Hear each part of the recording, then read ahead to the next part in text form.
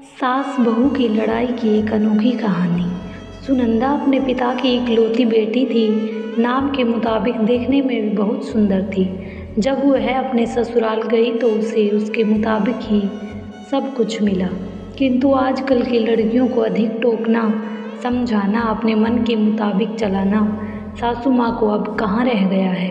एक कहावत तो आपने सुनी ही होगी, जो किया बहू से तकरार, खो दिया उसने बेटे का प्यार। इस कहानी के मुताबिक सुनंदा की सास सुनंदा को हमेशा समझाती, बहू ऐसा करो, ऐसा न करो।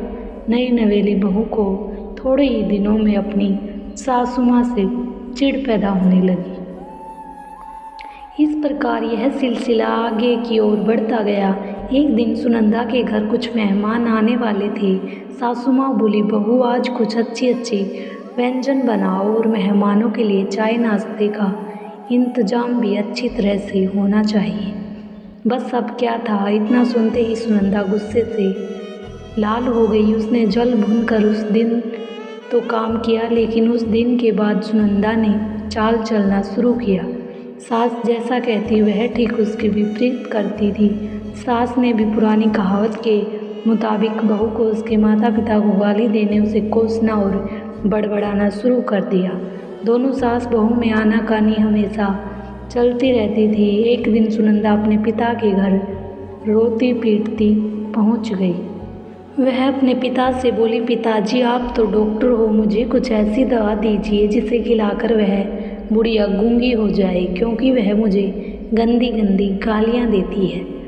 इस पर पिताजी कुछ सोचते हुए बोले, बेटी मेरे पास एक ऐसी दवा है, लेकिन यह कड़वी है, वो आसानी से नहीं खाई जाएगी।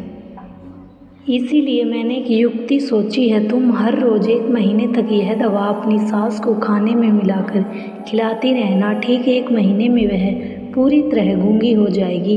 लेकिन हाँ, यह दवा थोड़ी कड़वी है, इसीलिए तुम खाना इतना प्यार से खिलाना कि उसे पता ही न चले। दवा लेकर सुनंदा खुशी खुशी अपने घर आई और पिता के कहे मुताबिक अपना काम शुरू कर दिया।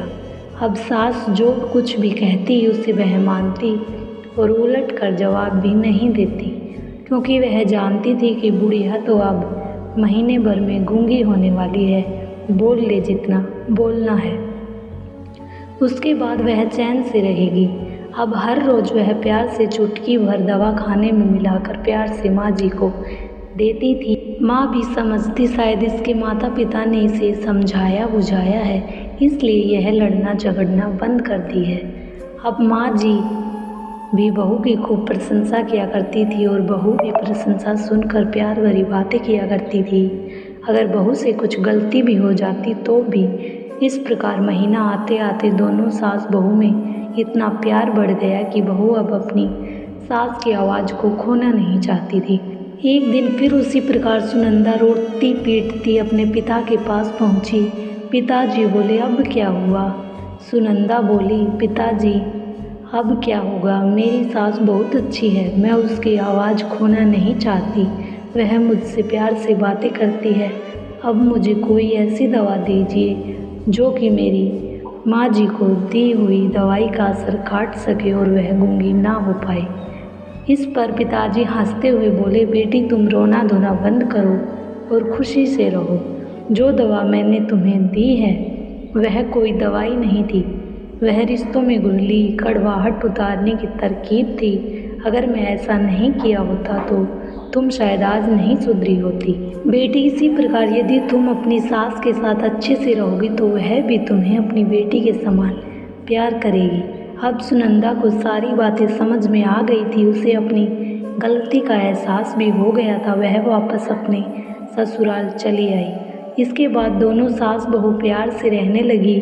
उनके बीच स्नेह और अपनापन का भाव आ गया और घर खुशियों से भर गया। आशा है कि ये कहानी आपके दिल को छू गई होगी। यह एक सच्चाई है, अगर बहू अपने सास का प्यार पाना चाहती है तो उसे भी अपने सास को स्नेह देना होगा। जिस घर में सास बहू में स्नेह होता है वहाँ हमेशा खुशियाँ ही आती हैं। वीडियो को लाइक एंड चैनल को सब्सक्राइब करें।